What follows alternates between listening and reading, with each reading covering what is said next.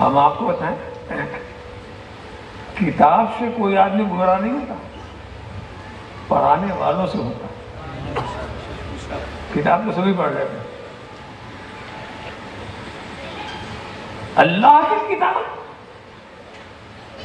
اور وہ کتاب اگر کوئی قادیانی پڑھائے تو پڑھنے والا قادیانی ہو جاتا ہے۔ اللہ کی کتاب اگر وہ کتاب کوئی رافضی پڑھائے تو پڑھنے والا رافضی ہو جاتا ہے۔ اللہ کی کتاب معتزلی پڑھائے تو معتزلی بنا دے، مرجیہ پڑھائے تو مرجیہ بنا دے، قدریہ پڑھائے قدریہ بنا دے۔ پڑھانے والے کو دیکھو،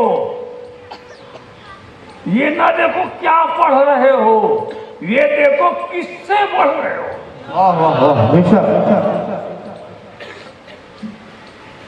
تو پڑھانے والے کی بڑی اہمیت ہوتی ہے۔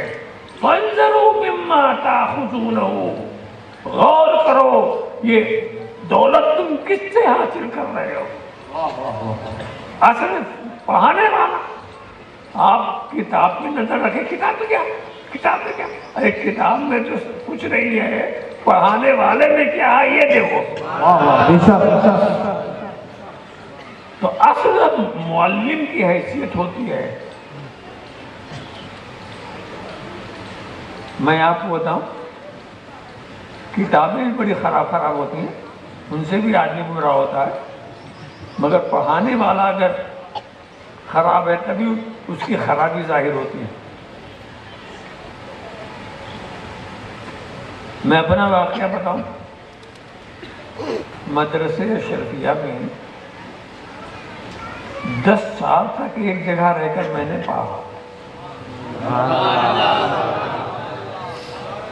اور اس میں جو کتابیں تھیں اپنے لوگوں کی تو تھی ہی، اس میں فلسفہ کی کتابیں، منطق کی کتابیں، فلسفے میں افلاطون کا خیال، ارسطو کی باتیں، بقراط و سقراط کی حماقتیں۔ 10 سال تک میں نے بے دینوں کی کتاب پڑھی، مگر الحمدللہ میں بے دین نہیں ہوا۔ بے دین، ارسطو کے خرافات پڑھے، بطلی موس کی حماقتیں پڑھی، سقراط و بقراط کے قواعد دیکھے، مگر میں اپنی جگہ پر رہا۔ میں نہ بے دین ہوا، نہ فلسفی ہوا، نہ افلاطونی ہوا۔ وجہ کیا ہے؟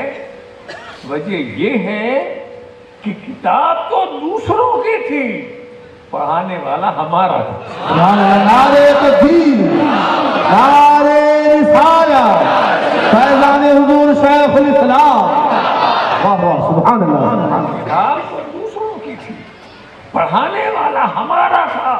تو ہمارا پڑھانے والا کیا کرتا تھا؟ پہلے کتاب کو مسلمان بناتا تھا، پھر پڑھاتا تھا۔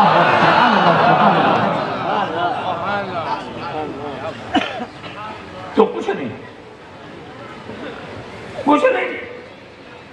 اور پڑھانے والا اگر ہمارا نہیں ہے تو قرآن سے بھی گمراہ کر دیتے۔ قرآن ہدایت کی کتاب ہے، پڑھانے والے جب 72 ہیں تو پڑھنے والے بھی 72 ہو جائیں گے۔ لہذا اللہ کا کلام بھی اپنوں سے پڑھو، اپنے نہ ملے تو جاہل رہنا بہتر ہے اس پڑھنے سے۔ کیوں؟ ایمان اگر جہالت ہی سے بچے تو جہالت اچھی ہے۔ ایمان بہت اہم چیز ہے، اس کو بچانا ضروری ہے۔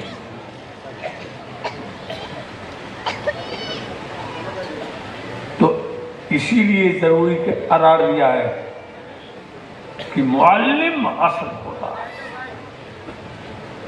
معلم کے نظریات و خیالات اس کے شاگردوں کے اندر سرایت کر جاتے ہیں۔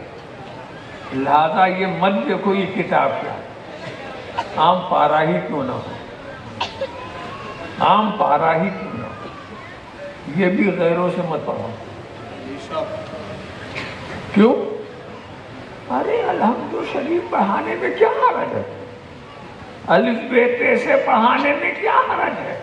آپ ہر جگہ حرج، آپ حرج دیکھ رہے ہیں۔ اگر حرج نہ ہوتا تو آپ کو روکا کیوں جاتا؟ بے شک، واہ،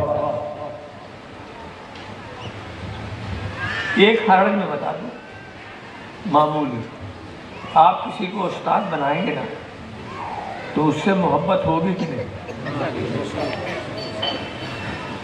اس کی قدر کرو گے کہ نہیں؟ اس کی تعظیم کرو گے نہیں؟ کرو گے نا؟ یہ پہلی سیڑھی ہو گئی کہ آپ اس کی پکڑ میں آ گئے۔ کتاب تو ایسی نہیں تھی کہ آپ کو گمراہ بنائے، وہ استاد سے محبت پیدا ہو۔ جب آج استاد سے محبت پیدا ہوگی تو کیا کبھی نفرت پیدا ہوگی؟ آج استاد کی ہر بات آپ مان رہے ہیں، آگے چل کے بھی ہر بات مانیں گے، استاد ہے نا۔ اور پھر یہی استاد بعد میں چل کر اپنی استادی دکھا دیتا۔